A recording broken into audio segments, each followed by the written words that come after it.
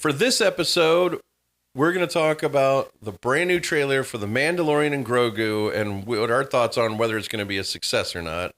And also the new Harry Potter remake series on HBO Max. Yes, we got a little bit of different opinion on how we feel about the new Harry Potter.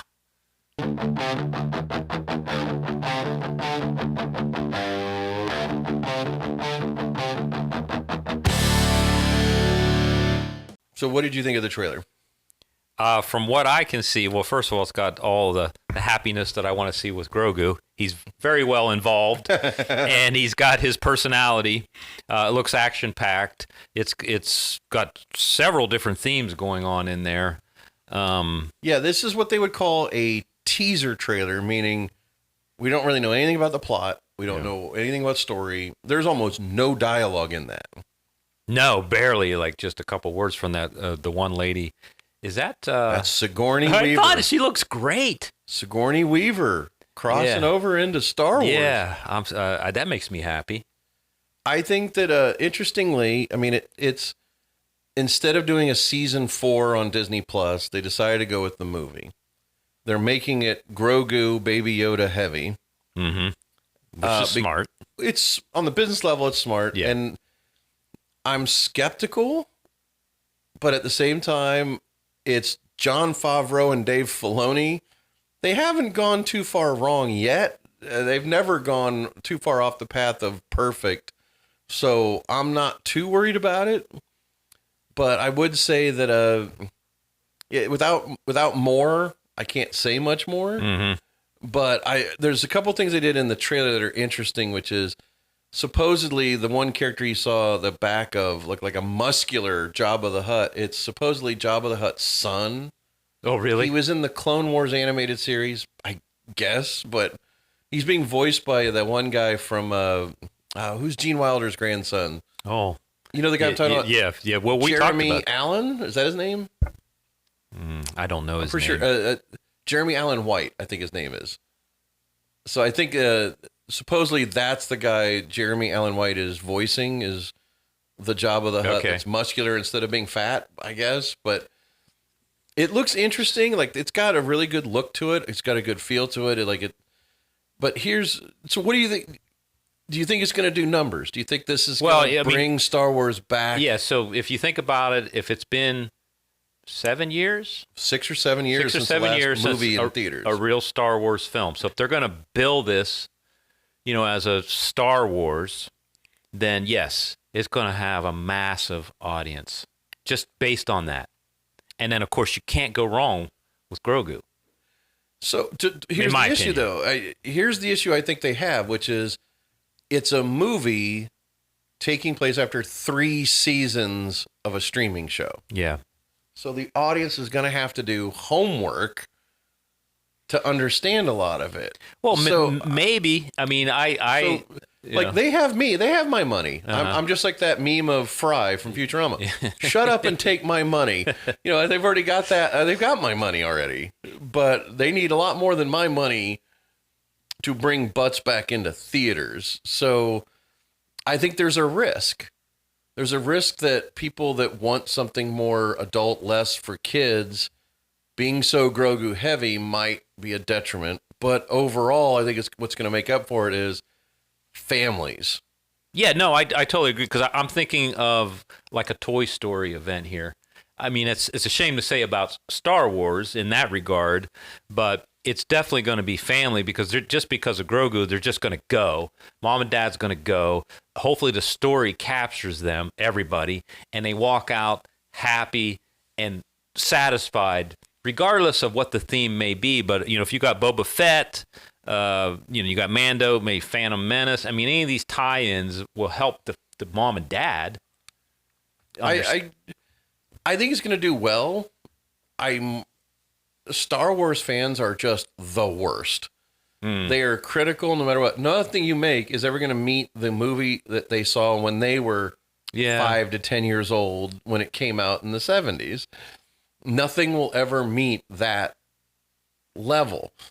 Yeah, yeah. And so the thing is, that doesn't have any change on the box office, though. No, I know it doesn't. It doesn't. But I can see right now in the discussions, because from when we talk about Star Wars, I mean, these people they know what's going on and all this history and everything. I mean, there's a lot more to it than just throwing these two characters into a Star Wars film. You're right.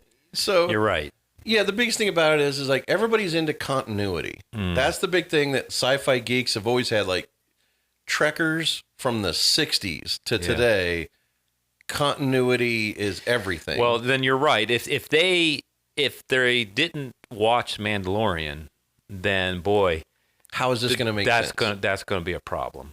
But a lot of people have. Like even my mom loved the Mandalorian just because of Grogu. Yeah, yeah. So I think that the more you put that little baby Yoda in stuff, the more... And there's our only tie-in, really, for me, for Star Wars, because I just think of... Yoda. I mean, I always did the whole time when I first saw Baby Grogu. Yoda came to mind right away. I mean, like, talk about a hybrid. Like, it looks like the cute Gremlins. True. Like it looked like a Gizmo. Yeah. The same sounds and kind of voicing kind of thing sounds a lot like that. The basic outline, just outline it as a silhouette. Mm-hmm. You would not know if you're talking about Gizmo from Gremlins or Grogu. No, because right away the first thing that comes to mind for me, if you want to go back in Star Wars, is when he wrecks his Star Cruiser in the swamp, and there he is. Yoda comes out of, I don't know, nowhere really, right? Just walking around. And so that memory, and then baby Grogu, there you go. That's enough for me. I just tied it together in my simple mind. Well, the thing is, that's how the average movie viewer is going to be. They're not going to be all Star Wars lore master like me wearing a robe, and carrying a toy lightsaber into the theater. Not that I've actually ever done that. Okay. But I have the greatest respect for those who do. Yeah, I mean, it is an experience. That I will permit for those people to bring those things, because, I mean, we're going back to a long, long time ago, and those are key ingredients to Star Wars. To me, that's also what makes the theatrical experience different than doing it at home. Yeah, that would be, When you go to a theater full of people that are highly into it. Like, I remember seeing Harry Potter movies and all those kids showing up in their robes. I love that. And carrying their wands. Yeah. That is a movie-going experience at that point, because everybody in theater is primed to love it and have a good time. Yeah. That makes you have a good time. Mm-hmm. And you don't get that when you watch it at home. No matter how good your surround sound, no matter how big your TV, that part of the experience cannot be replicated outside of a movie theater. Well, the thing is, too, though, when you see your kid having a good time, that's really, I mean, it's better than, for me, that's what made me happy. So Harry Potter, I end up loving all of them, of course, but speaking of Harry Potter, they are in the middle of shooting a remake of Harry Potter as a streaming series on HBO Max. Harry Potter? Yeah. As their small little children? They're redoing the movies that we've already seen. My question is, aside from the obvious, which is money, why? Why remake Harry Potter at this point? It hasn't been that long. I know it's now 24 years, but the original 8 movies, they aren't that aged. They aren't that out of date. And they run all the time on TV. And HBO Max is constantly still streaming them in 4K. So why? Well, just like we say all the time, it's somehow to make money. I think what most people don't realize as a business is something like HBO Max and Warner is looking at it as they are at less of a financial risk to remake something they know will have at least some viewers, as opposed to an all-new IP, all new intellectual property that hasn't been tested to see if it will make a ton of money as a movie. Well, if they can bring the magic back that I felt when I went to the theater and watched Little Harry Potter, if they can bring that magic back in a streaming show, I would watch it. I mean, here's the problem. I will give it a shot, but I'm also so skeptical because it's like, I've seen this before. Yeah. The movies did not change. It's the magic. And that's the problem is It's you can't magic. recapture the magic the same way. Well, no, I don't mean the magic of the actors and the storyline, but it's just the idea of magic, a different dimension, a different world where... But the problem is we've already seen a somewhat recent interpretation of the Harry Potter world. I liked what they were doing with the Fantastic Beasts movies so much more because it was different. It was new. It was unexplored territory. Yeah.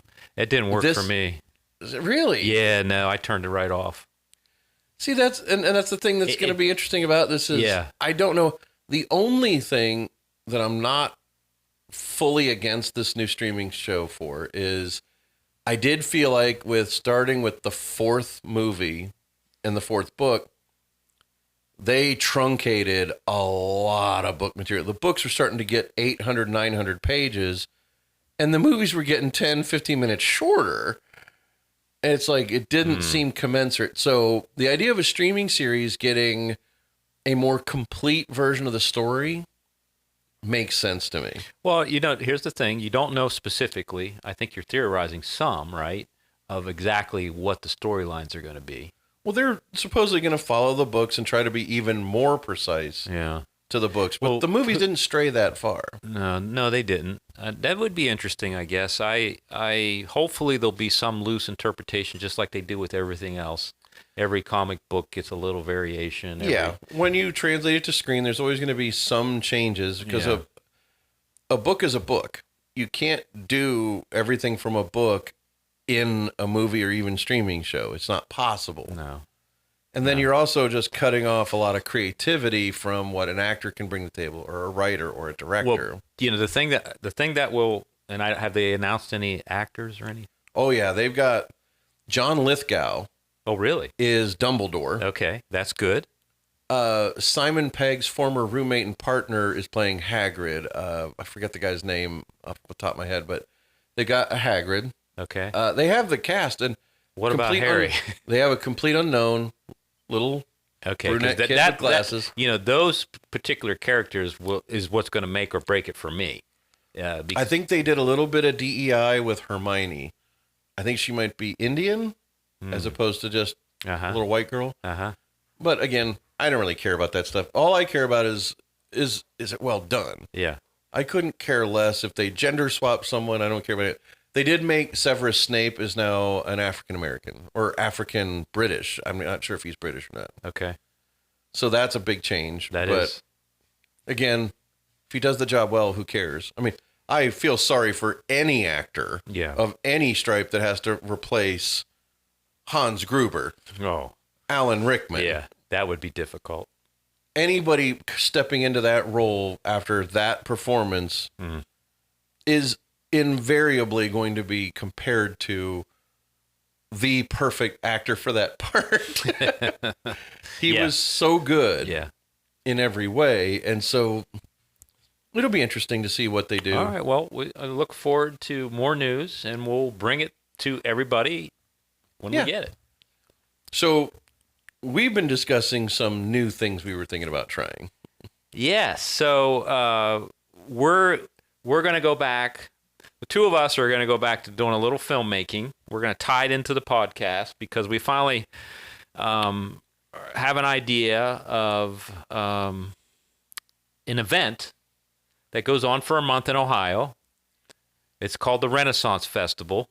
Or RenFest. Or RenFest, yeah. You guys can look it up. It's a big deal.